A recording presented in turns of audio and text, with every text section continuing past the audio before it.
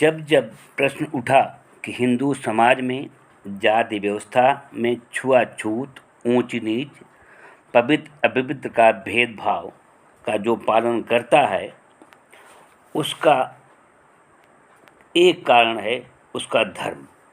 उसका धर्म ही ऐसा करने का आदेश देता है। अगर उसकी इस स्थापित व्यवस्था के विरुद्ध उठने वाले अस्पृश्यों का वह नृशंसतापूर्वक और अन्यायपूर्वक दमन करता है, तब उसका कारण उसका अपना धर्म है, जो उसे केवल इस बात की ही शिक्षा नहीं देता कि यह स्थापित व्यवस्था दैवी विधान है और इसलिए यह पावन है, बल्कि उस पर यह सुनिश्चित करने का कर्तव्य भी आरोपित करता है कि उसे इस स्थापित व्यवस्था को हर संभव उपाय से कायम रखना है।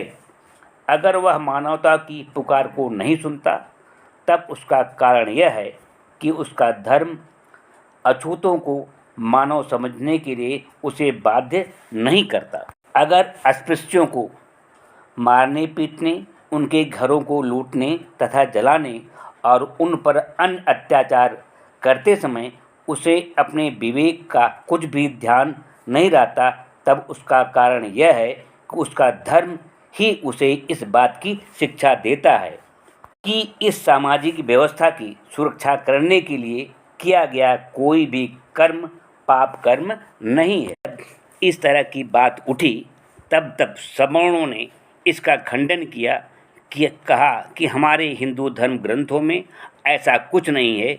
जब उसका सबूत दिया गया तो पहले यह कहा गया कि एक शब्द के कई अर्थ होते हैं। जब समाज सुधारकों ने कहा कि वह सही अर्थ आज तक समाज को क्यों नहीं बताया गया और न ही उन ग्रंथों में भाषा टीका करते समय उसको लिखा ही गया। कह रहे हैं कि यह भेदभाव, छूत अछूत, ऊंच नीच वाले श्लोक और चौपाइयाँ मुगलों और अंग्रेज़ों ने हिंदू धर्म को बदनाम करने के लिए उसमें मिलावट कर दी है। समाज सुधारकों ने कहा कि अब तो लगभग 75 साल हो रहे हैं, अब तो हिंदुओं का राज्य है, अब उन श्लोकों और उन चौपाइयों को उन ग्रंथों से क्यों नहीं निकाला जा रहा है, या आपके पास जो ओरिजिनल ग्रंथ हैं जिनमें ये दोहे या चौपाइयाँ ये श्लोक नहीं हैं, उन्हीं को दिखा दीजिए। तो चुप हो जाते हैं। अब ये कहना शुरू कर दिए हैं कि हिंदू धर्म की बुराई तो बताते हैं, लेकिन मुसलमान और ईसाई धर्म की बुराई करके देखें तो जानें। अधिकांश हिंदू ये कहते हैं कि ऐसा आरोप लगाना, ऐसी आलोचना करना उनके धर्म की हंसी उड़ाना है। इस आरोप का उत्तर देने का सबसे अच्छा उपाय हिंदू समाज के निर्माता मन के कथन, जो उसके ग्रंथ मनुस्मृति के अध्यायों और श्लोकों में दिए गए हैं, यहाँ पर उद्धृत करना आवश्यक है।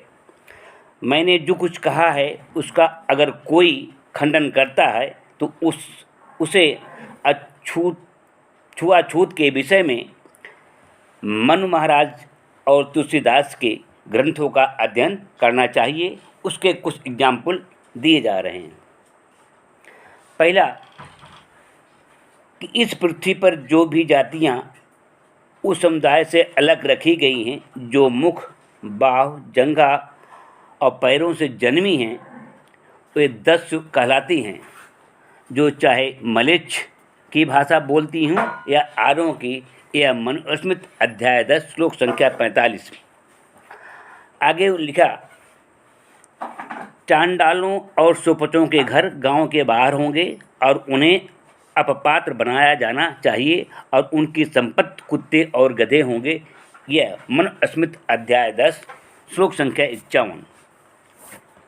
मृतक के वस्त्र इनके वस्त्र होंगे, वे टूटे फूटे बर्तनों में भोजन करेंगे, उनके गहने काले लोहे के होंगे और एक स्थान से दूसरे स्थान पर आते जाते रहेंगे। मनुस्मृति अध्याय 10 श्लोक संख्या 12। धर्म का आचरण करने वाला व्यक्ति इन लोगों के साथ व्यवहार न रखे और उनके व्यवहार उनके अपने ही समुदाय में होंगे और विवाह समान व्यक्तियों के साथ ही होंगे।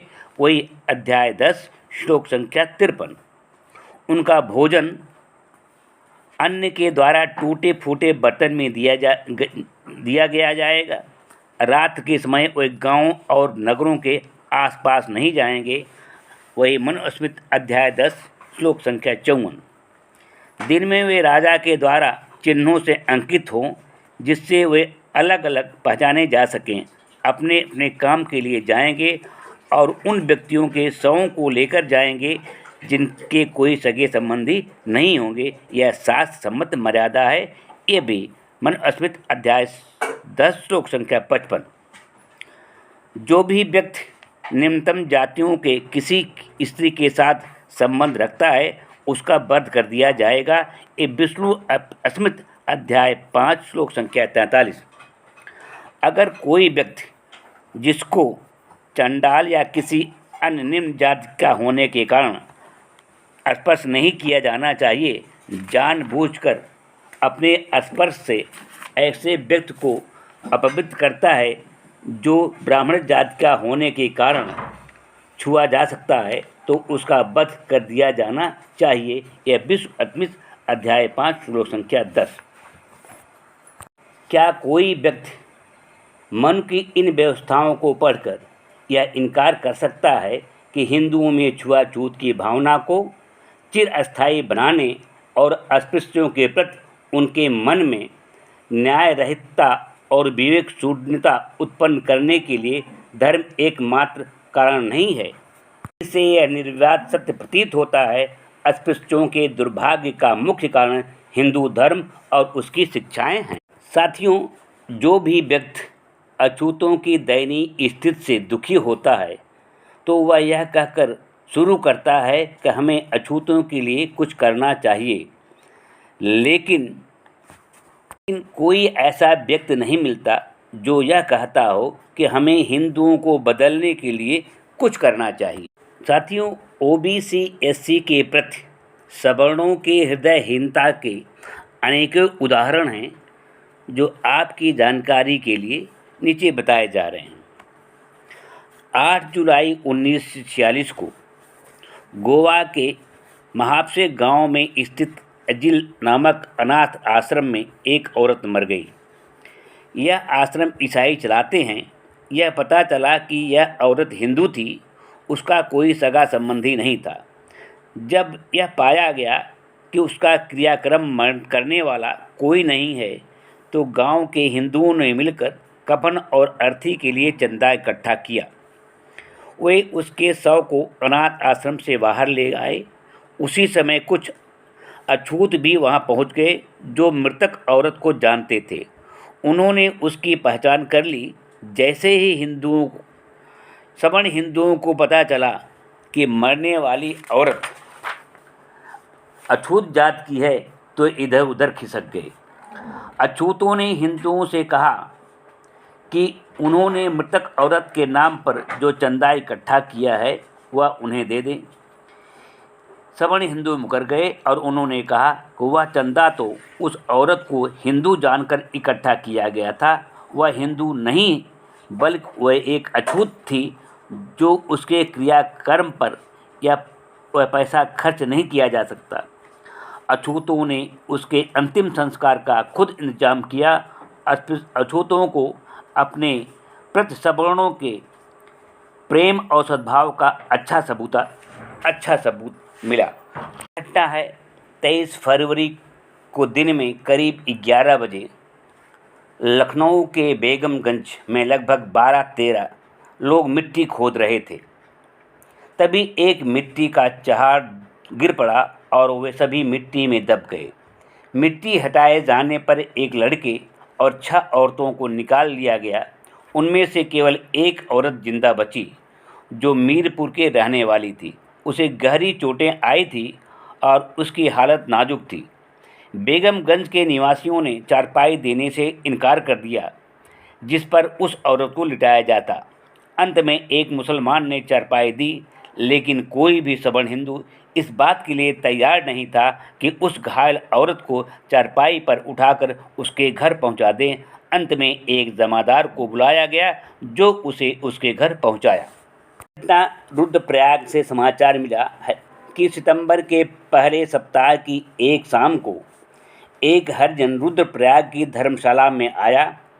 जब उसे पता चला कि वहाँ रोज़ाना रात को एक बाघ आता है, तो उसने धर्मशाला के प्रबंधक से कहा बाघ से बचने के लिए वह उसे रात भर के लिए धर्मशाला के किसी कोने में पड़ा रहने दे। पर उस जालिम प्रबंधक ने एक न सुनी और धर्मशाला का फाटक बंद कर दिया। अभागा हरिजन धर्मशाला के बाहर कोने में पड़ा रहा। रात भर उसे बाघ का डर सताता रहा। जब रात ढल रही थी तो बाघ आया और हरिजन पर टूट पड़ा। वह आदमी काफ़ी तगड़ा था। मौत को सामने देखकर वह निडर हो गया।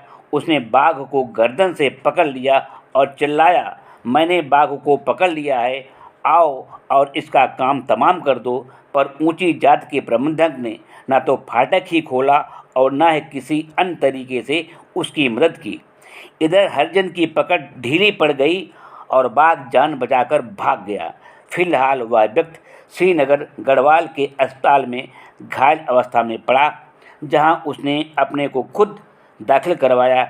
उसकी हालत